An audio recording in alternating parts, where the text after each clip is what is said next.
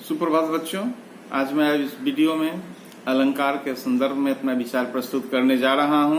पिछले वीडियो में मैंने बताया था कि अलंकार क्या है, अलंकार के मुख्यतः कितने भेद होते हैं, जिसमें मैंने शब्दालंकार और अर्थालंकार की चर्चा की थी। एक बार पुनः मैं उसे दोहरा दूं कि शब्दालंकार जहां शब्दों में अलंकार होता है और शब्द के बदल जाने से उसका सौंदर्य समाप्त हो जाए। जैसा कि मैंने बताया था कि बंदो गुरुपद पदुम परागा सुरुचि सुबास सरस अनुरागा। यहाँ पद और पदुम का जो मेल है, शब्दों का जिस तरह से क्रमबद्ध किया गया है, यदि पदुम के बदले कमल कर दिया जाए तो अर्थ में कमी आ जाएगी, अर्थ का वो सौंदर्य पहले की तरह परिलक्षित नहीं होगा। इसलिए यहाँ इस पंक्ति में बंदो गुरुपद पदुम परागा शब्दालंकार है, पद और पदुम के मेल से। बच्चों, मैंने दूसरा भेद बताया था अलंकार का।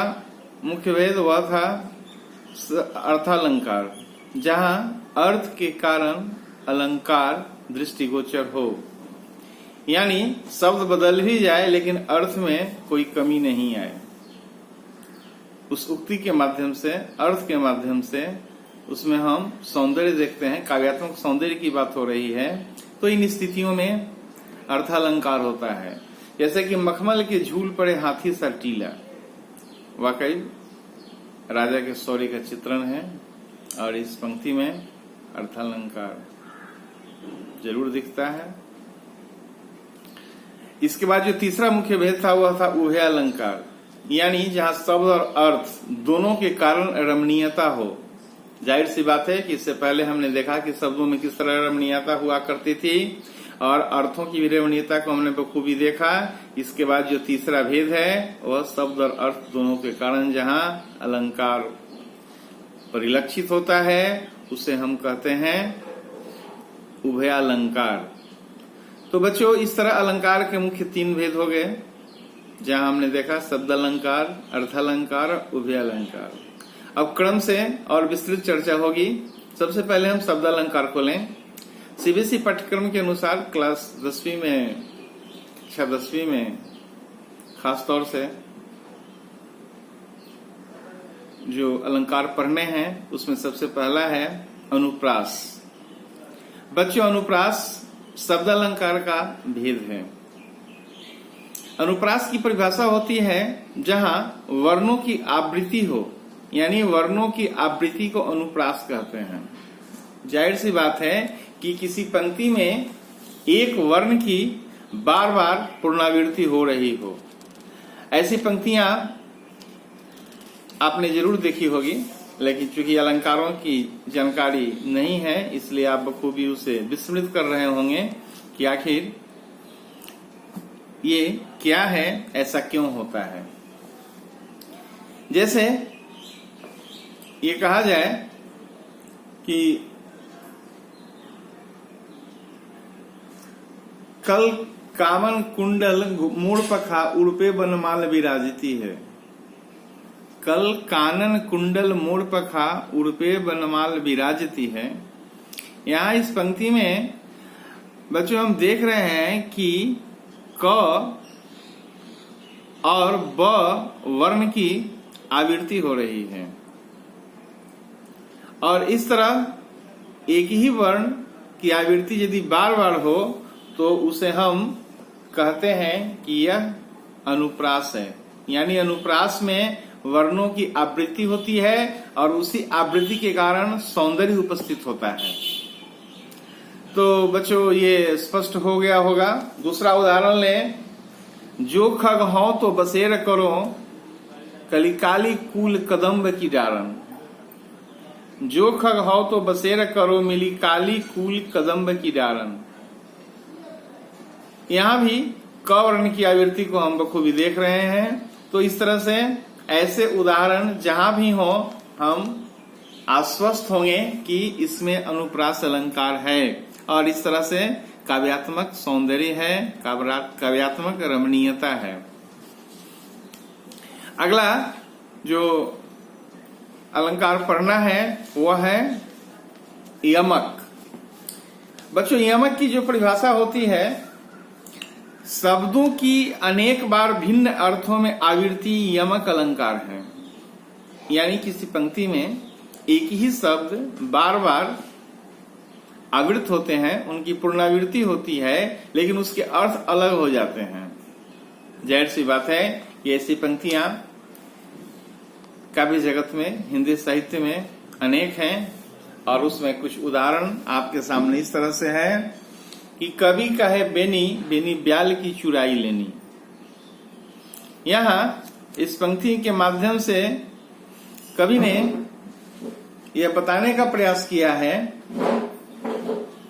कि बेनी, बेनी का अर्थ चोटी होता है, और बेनी यानी बेनी कवि ने कहा है। तो बेनी बेनी शब्द का प्रयोग दो बार हुआ है। एक बेनी का अर्थ दूसरा है, एक बेनी का अर्थ कवि है, दूसरे बेनी का अर्थ चोटी है।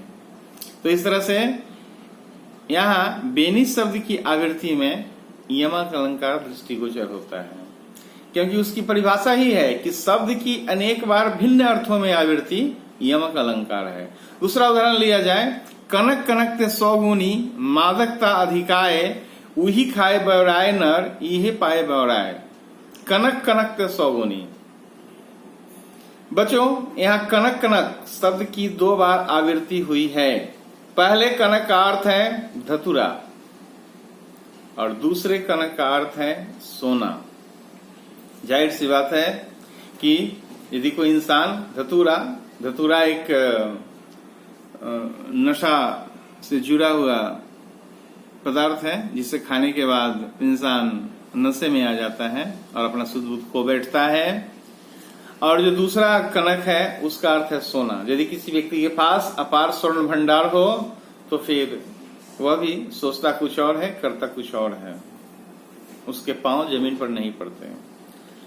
तो एक के खाने से इंसान बौरा जाता है और दूसरे के पालेने से बौरा जाता है। तो इस तरह से हम यहाँ देख रहे हैं इस पंक्ति में कि कनक कनक की आवृत्ति यहाँ यमक अलंकार के सौंदर्य को उपस्थित करती है।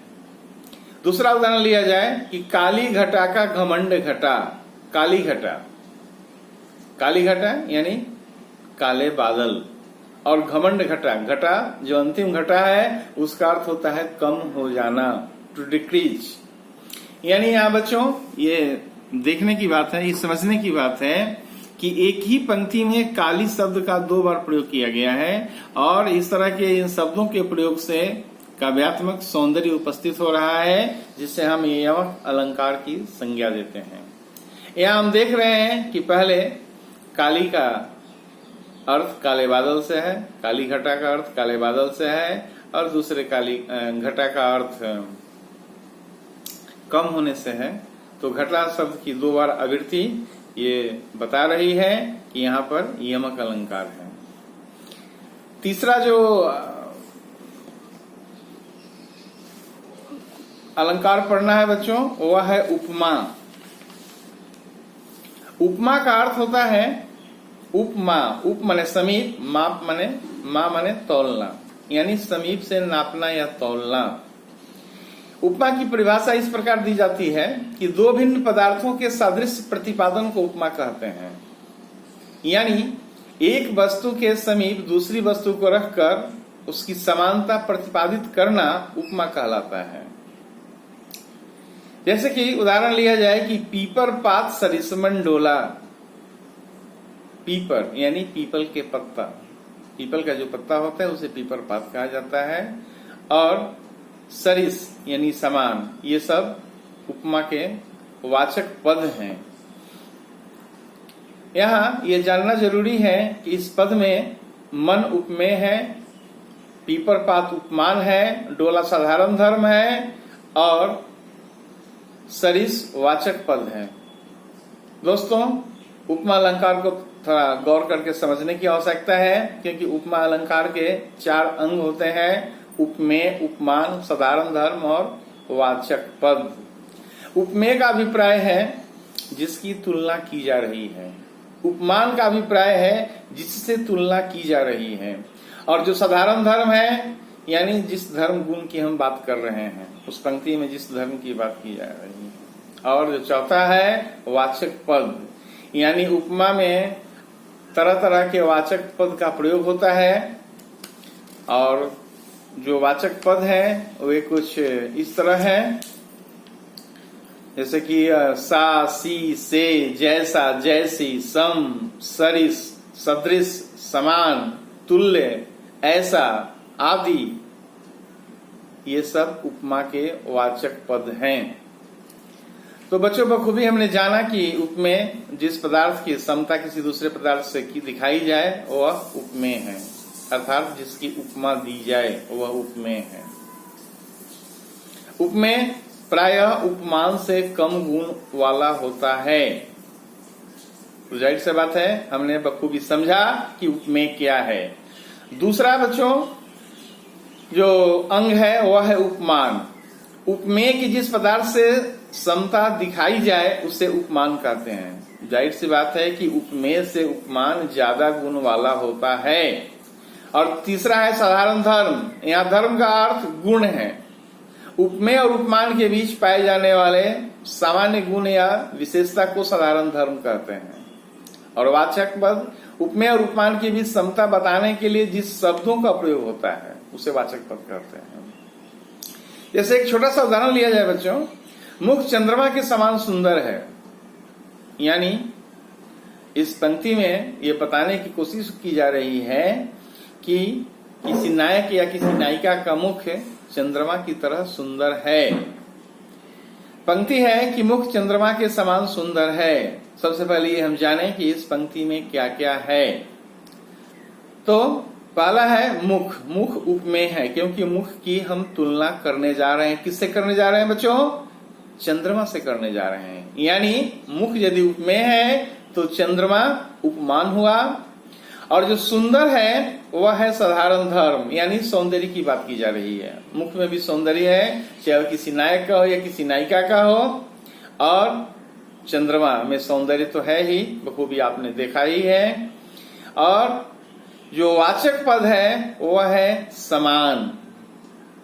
यानी इस पंक्ति में मुख के सौंदर्य का तुलनात्मक विश्लेषण चंद्रमा के सौंदर्य से किया गया है। उसे नजदीक से मापने तोलने की कोशिश की गई है, इसलिए मुख चंद्रमा के समान सुंदर है। इसमें उपमा अलंकार है। बच्चों ये जरूरी है कि जहां उपमा अलंकार है वहां ये सारे अंग मौजूद हों। एक बार फिर मैं दोहरा दूं कि उपमेय जिसकी उपमा दी जाती है, उपमान वह है जिससे उपमा दी जाती है, साधारण धर्म वह है जिस गुण अथवा विशेषता की सदृशता के कारण उपमा दी गई हो। और वाचक जैसे मैंने इससे पहले भी बताया था, सा, सी, से, जैसा, जैसी, सम, सरिस इत्यादि ये सब वाचक पद हैं। तो बच्चों बखूबी हमने देखा इन तीन अलंकारों को, जिसमें शब्दालंकार के अंतर्गत मैंने अनुप्रास और यमक की चर्चा की और अर्थालंकार के अंतर्गत उपमा अलंकार की चर्चा की। उम्मीद की जाती है कि आपको वीडियो पसंद आया होगा। आप इसे लाइक करेंगे, सब्सक्राइब करेंगे और फिर शेष बातें दूसरे वीडियो में हम देखेंगे। धन्यवाद।